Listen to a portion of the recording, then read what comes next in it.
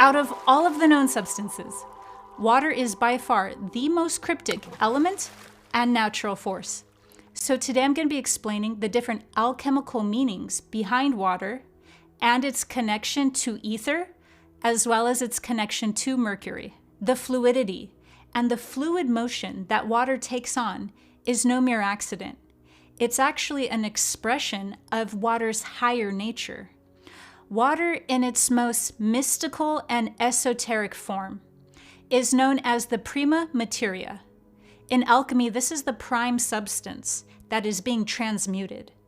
So the PRIMA MATERIA, which is the prime matter, is the prime material that the alchemist is using from the beginning of the great work along the transmutation process in order to turn into the end result of the philosopher's stone, or what's known as gold.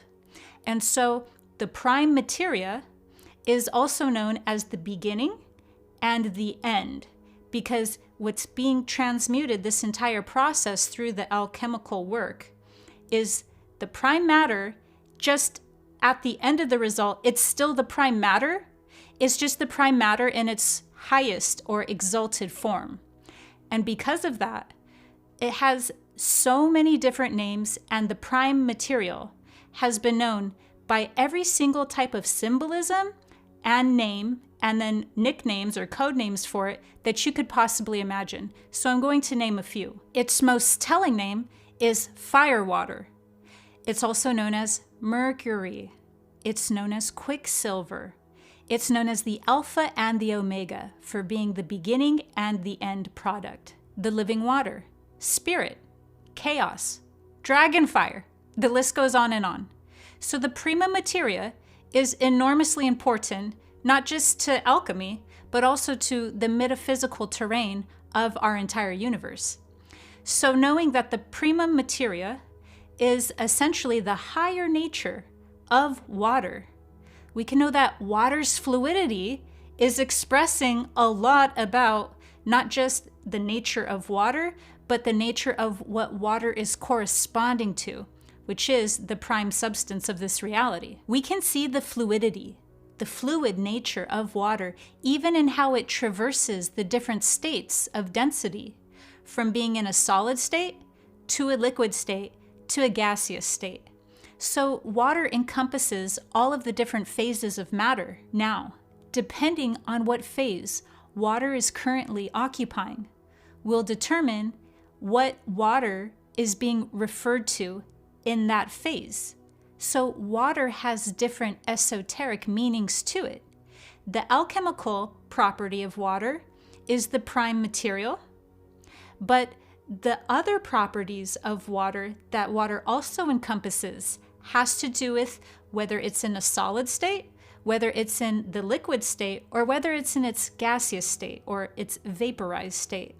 Because in its vapored state, water is known as the essence that comprises the soul. And in its liquid form, water is in its prime, literally, because its fluid motion is its true nature. So when water is in its most natural and intrinsic state of being in the state of liquid, it's fluid. And how that corresponds to its metaphysical properties is water then serves as the subconscious, which is why water is so correlated with emotions and the subconscious processes. Because water in this form as an intermediary between the unconscious, or the soul, and the conscious mind, or the solid, the particle state, is water serves as what's known in alchemy as spirit.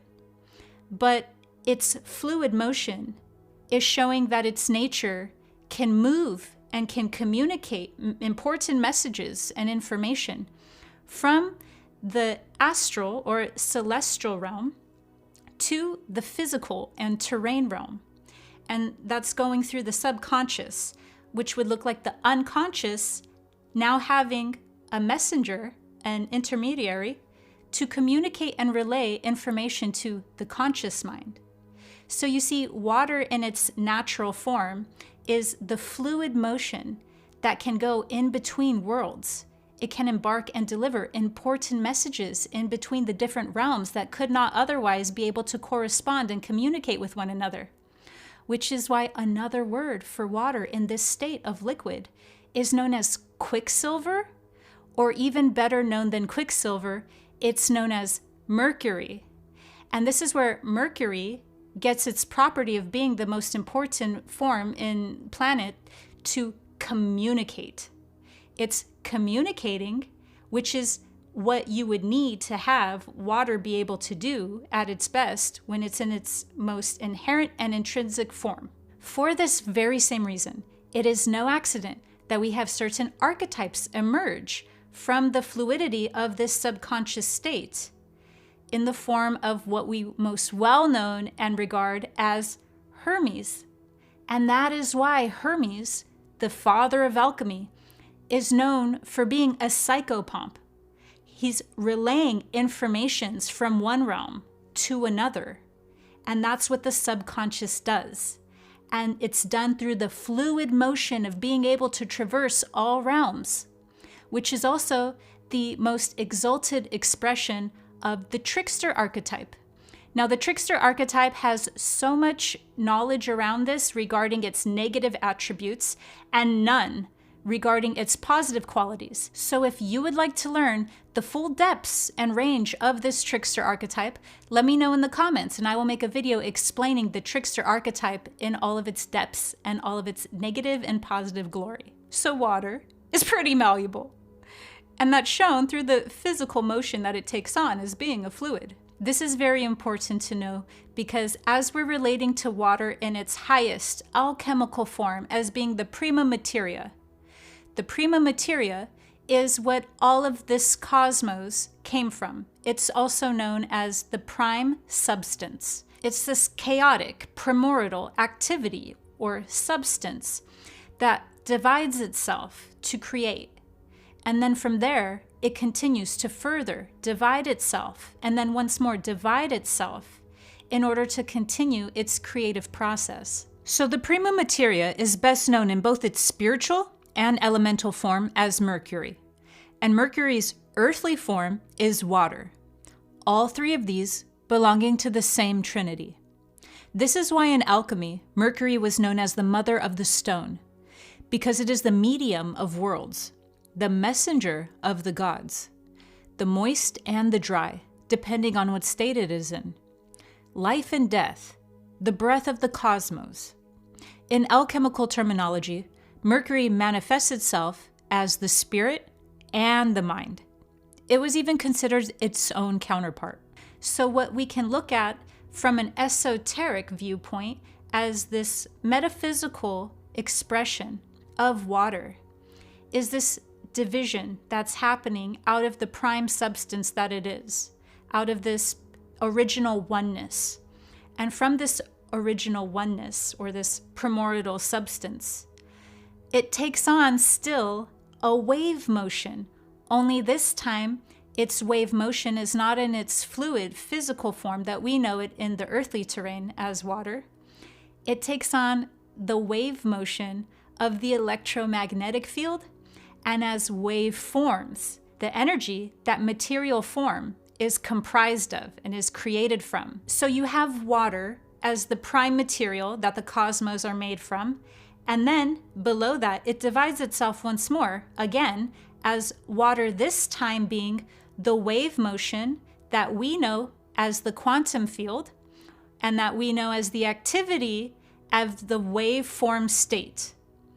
And that's when anything that's in its solid form is collapsed into its metaphysical form.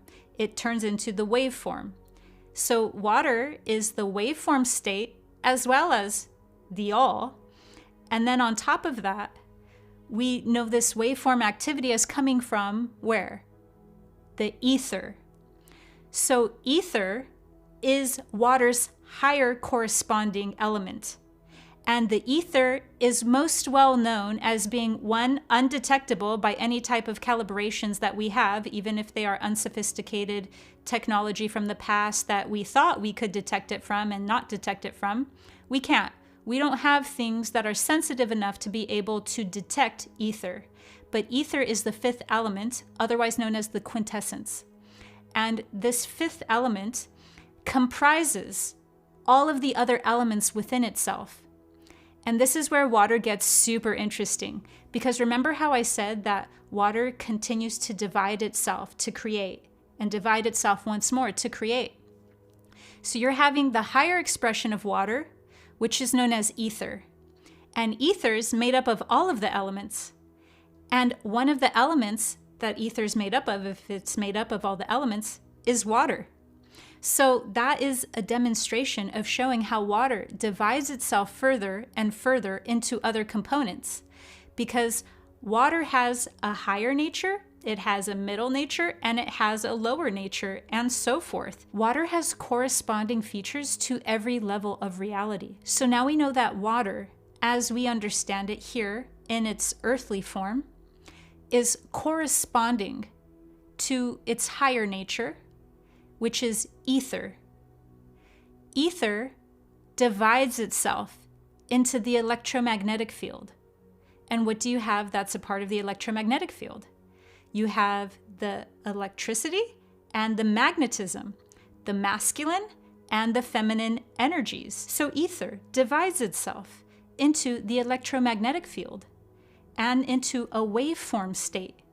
And from there, it continues to divide itself until you have the realm we're in now, which is physical and made up of different particles and properties. And they're all coming from the higher nature, which is ether in different forms. But its primary connection, its primary correspondence is with the element here that we know as water. So by the time that water takes on the terrestrial form that we know it as the liquid that we drink and bathe in and whatnot, it is representing the metaphysical components of all that is entirely cryptic and everything that has creation within it. And that is why water is known as the universal solvent, because water can dissolve pretty much anything, and what water cannot dissolve is why our reality is set up the way it is. It's by intentional design, specifically because water cannot dissolve it. So not just the barrier of our skin, but even our buildings, everything, even pavement, all of it is set up so that we're using substances that cannot be dissolved by water. That's how potent and universal of a solvent water is. But even water, being the universal solvent that it is no mere accident. Water dissolves all because water contains all. And due to the law of like attracts like, all gets neutralized in water through a chemical process. Now, I can't go into the mechanics of it because I can't make ions sexy. But just trust me, there are positive and negative charged chemical compounds in water that then go around attracting and repelling things into a neutral state. And that neutral state is why water is known in religion and in spirituality as being the purifying force. It's dissolving impurities through this neutralization process that's going on. And that creates what we know in our psyche or in the spiritual community as purification. And so that's why also water is used to baptize. This is also why water can be imprinted on by using the vibration of our voice to shape water, or by using our mental impressions in order to send to water. It's not just because water's fluidity will allow it to take on the shape of whatever we intend for it. It's because water contains all of the information, all of the stardust, all of the elements, all of the molecules that one could fathom within its own structure. And so when we are impressing upon it, what we are actually doing is recording our own intention onto it, but why it's such a good recorder, why it stores memory within it, and why it's known in this new age, in the spirit of this age, as storing memory within it, is because water has all of the information of the cosmos inside it.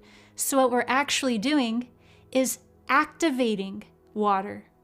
We're calling forth, we're activating the part of the all, the information that is contained in the all that we are trying to correspond with. And so we are also imprinting our intentions onto water, but what it's really doing is summoning.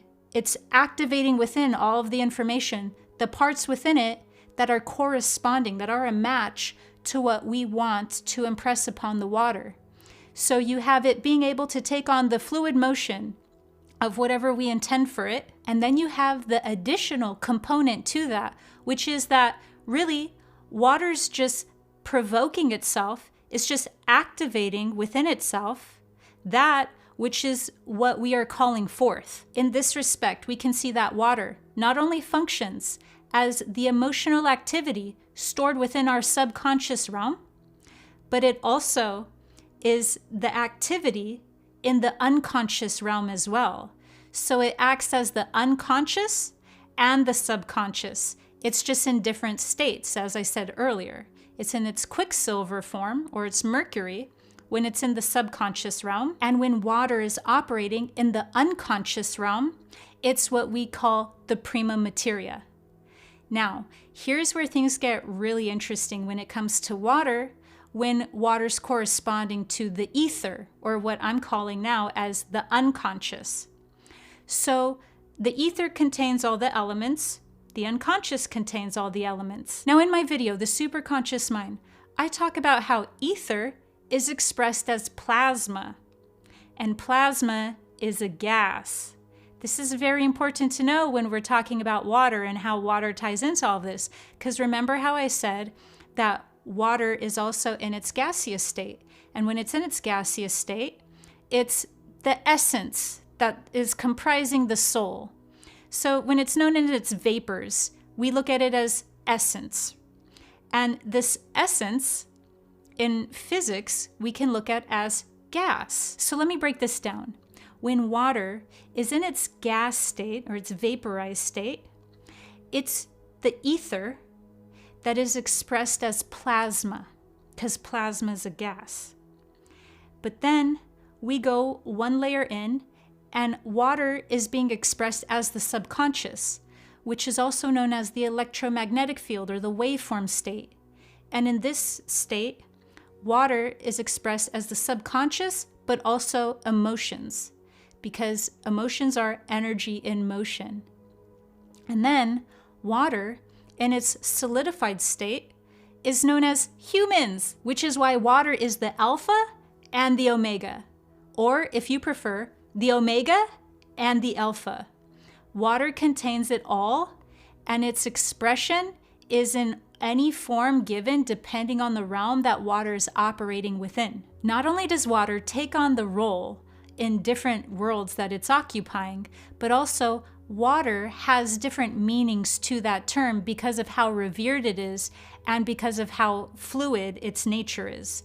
So when we hear the living waters, or drinking from these waters, versus other waters being poisonous and even leading to more thirst, what it's actually being referred to is not the literal sense of the term water.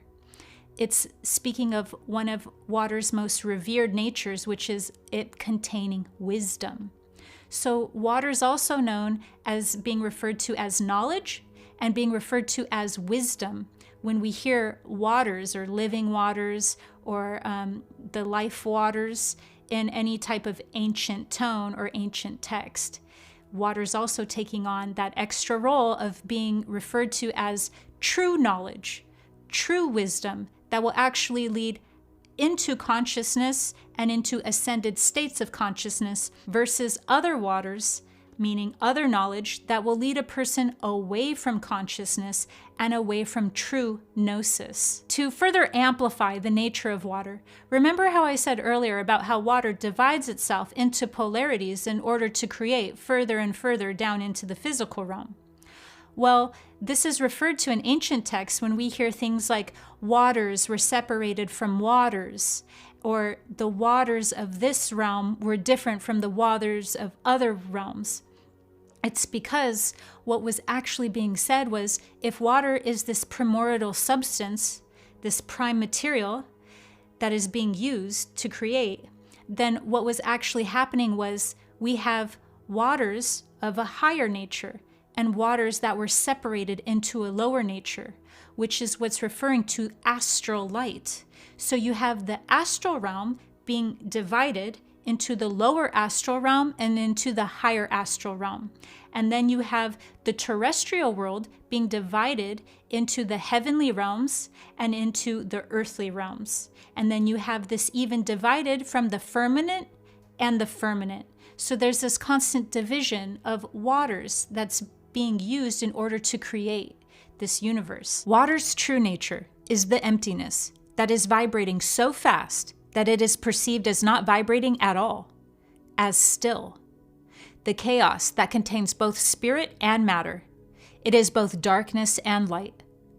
Waters were what the astral realms were called, and consciousness, also known as the deep waters, pulls from its own waters to create the astral waters, and it is this medium that we carry out our lives in. Currents don't only apply to the ocean or even electrical currents. They are the intelligence, the energy and motion of consciousness itself. Currents are fundamental to the nature of reality. They are the activity of consciousness, which manifests itself as light. And so light can be regarded as the electrical emissions or currents of thought. All of this emanating from the eternal waters of the PRIMA Materia. The most esoteric meaning of water is light, because you have light dividing itself into light in order to create. And light travels on the ether in waveforms. So light travels, we already know, as a waveform, and the ether is what it's traveling, it's its backdrop that light is traveling upon or giving the illusion of traveling upon. So the ether and both light consist of waveforms. The lower nature of that we know is water. The higher nature of that is the waveform state that creates. And what's it creating upon?